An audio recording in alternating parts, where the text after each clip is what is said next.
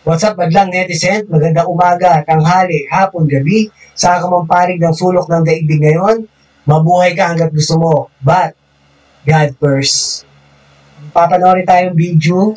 Ito video hango sa 24 oras. At yung video yung panonoorin natin medyo malungkot to. Nakakaawa to sa isang tao, lalo na itong mangyayari sa atin. Wag naman sana, no? So, nangutang, tapos yung pinangutang para gawing business, nasunog. Lalo sa panahon ngayon, sobrang init, di ba? So, alin na panoorin natin at sabay-sabay natin bigyan ng komentary, opinion. Sana mapalitan yung pera. Pera na, nasunog pa. Kaya problemado hanggang ngayong araw ang isang nasunugan sa Taguig ng 300,000 pisong cash na inutang niya para pambili sana ng jeepney. Mapapalitan pa kaya ito sa bangko? Alamin sa pagtutok ni Oscar Oida. Grabe yun, no? Inutang 300,000 piso para lang pang business, no? Tapos nasunog. At ang mabigat dun, utang pa lang yun. Diba? At saka swerte rin siya, nakautang siya ng ganung kalaking halaga. Diba? Yun nga lang, kailangan niya bayaran.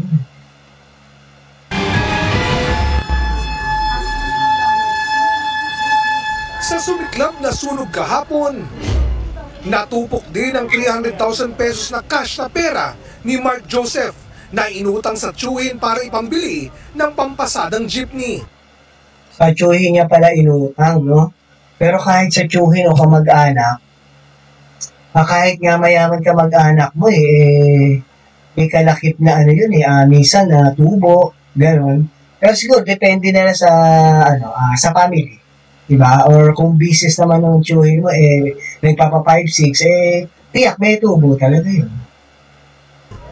Kanina, naroon pa rin siya sa nasunog nilang bahay kahit pa nasa evacuation center na ang pamilya.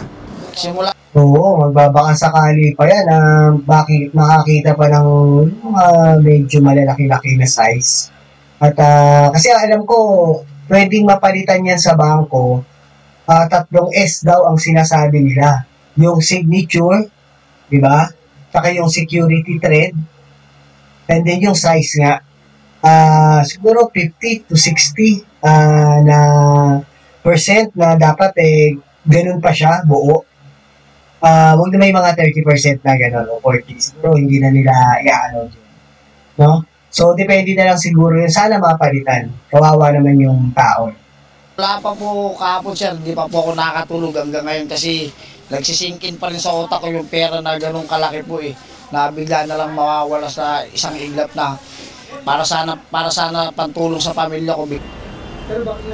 Pinasirko-sirko na raw niya ang utak sa kakaisip kung saan kukuha ng pamalit sa pera hanggang sa may makapagsabi sa kanya na baka tanggapin pa raw ito ng bangko. Meron po mga nagsasabi sa akin na pwede daw po palitan po ng bangko kasi aksidente naman po yung... Pwede yan. Baka sakali, no? So, sana naman, total aksidente nga at walang may gusto. At saka, siguro, mapapalitan niya kasi lalo na balita dito sa 24 oras o sa News TV, sa social media, kalat din yan. Kasi yung mga ganyang pangyayari, hindi talaga inaasahan ng ganyan. At saka yun nga, siguro may pamantayan ng Bangko Sentral na 3 S nga, siguro dun sila babase rin. Ang nangyari kasi wala naman pong may kagustuhan na masunog yung pera. Mapapalitan pa ba ang mga sira-sirang pera?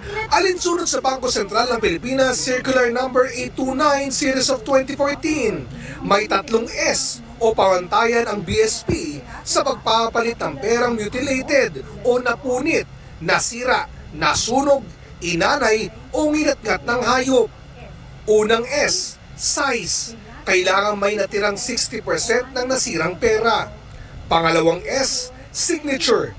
Kailangan may natirang alinmang parte ng pirma ng BSP Governor o Pangulo ng Pilipinas. At pangatlong S, security thread na kailangang kita sa pera. Ang dapat gawin sa napinsalang pera, ito ay dapat dalhin sa pinakamalapit na otorisadong bangko at ang mga bangko ay dadalhin sa BSP upang masuri kung ito ay may halaga pa. Kanina, pumunta nga sa isang bangko malapit sa kanilang lugar si Mark Joseph para ipakita ang kanyang mga nasunog na pera. Pero di pa umano muna pinaiwan sa kanya ang mga nasunog na pera. May mga requirements pa raw kasi. Kukunin ko po muna yung requirements para... Oo, dapat may bigay niya yung mga requirements na yun na katibayan. Sharing yung nagmamay-ari ng pera at ano ba talaga ang nangyari, no? Sabagay, wala naman taong mananadya ng ganyan, di ba? Talagang panahon lang natin, alam naman nila na summer, at talaga El Nino pa ususunog. So, yun, mabigat din yan pagka hindi mo binabangko yung pera. At kadalasan yan, ganyan yan, sunog, bindod, nagagsak yung mga usali, di ba? Ano mo pa makukuha yung pera mo, di ba? Makakuha na rin yung mga nag-rescue. Kung may babalik pa sa'yo. Siyempre, mga nag-rescue na yun. Baka sakali, hindi rin naman nila alam kung kanino na yun. Direkta na lang po ako dun sa kanila.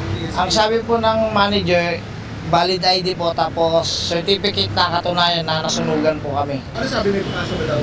Wala pong sinabi. Kasi hindi rin... Wala pang sinabi kasi hihimayin pa nila yun. Isa-isahin pa nila yun. Doon sila babase yung Bangko Sentral o yung mga bangko na yan. Doon sa 3 S talaga. Kasi pamantayan nila yun . So yun yung rules nila. No? Kung talagang pasok yung bawat isang higlang pera na nandun, tiyak yung pera nandun sa kanya, tig-1,000 yun . Kasi 300,000 parang 50,000 yung bawat ganun no? So, ayun, patuloy natin. Hindi po nila alam. Malay natin, awa ng Diyos. Baka may pag-asa pa. BSP pa rin ang Jesus' name, in God's name, sana talaga. Kasi, wawa yun, mabigat yun. 1,000 nga lang di ba? Naka-ngapter ng daga, tapos di na mapalitan. Kaya mabigat na rin yun. Yung pa kaya 300,000. Tapos ang iniisip mo pang negosyo mo, nakahirap at nakautang ka at nasa yun na. Tapos ganun nangyari. Kung masakit, syempre, iniisip mo yun, babayaran mo yun, inutang mo yun. magdidesisyon kung dapat itong palitan. Positive lang, sana mapalitan pa. Para hindi na kami mahirapan kahit paano, mabawas-bawasan yung problema na. Papalitan to sa pananalita ng lalaki. Mukhang mabuting tao Kahit nasunugan kami. Para sa GMA Integrated News, Oscar Oida, nakatutok 24 oras. Oscar Oida, nakatutok 24 oras. Salamat. At maraming salamat nga sa inyo, mga madyang netizen. Unang-una, kay God, thank you sa ating health. At binibigyan tayo ng Diyos araw-araw ng pagkain. At yun, yung mga ganyang senaryo pinanood natin, sana wag naman na mangyari sa atin yung mga ganyang bagay. Diba? Mabigat kasi yan, yung dinadala ng tao na yan. Halos talaga hindi makatulog yan. Kung ilang araw pa siya pabalikin dun sa, kumukuha pa rin siya ng mga requirements. Medyo ang tulog yan, hindi papayapat, di kompleto, hanggat hindi naaayos o hindi nagkakaroon ng solusyon yung pagkawala ng pera niya. No? Sana nga mapalitan, no? At halos lahat sana maipalit. Kasi accident naman yun. No? At nagpapasalamat din ako sa family ko sa pagsuporta sa channel na to, sa pag-subscribe nila, pag-like and share. Gayon din sa aking mga kaibigan at kakilala at saka dun sa mga dati kong kaopisina at mga katrabaho. At yun, maraming salamat sa inyo sa panonood ng channel sa channel natin. At higit sa lahat, maraming salamat sa inyong lahat, madlang netizen. Sana makasubscribe naman kayo, like and share na rin para mapanood din ng ibang tao pa na yung mga ginagawa nating reaction video, no? At malaking tulong yun sa ating channel. At so ulitin po, ito po muli si Tio Paeng ang nagsasabing, life is short, be happy, and world peace. Mabuhay tayong lahat. Thank you.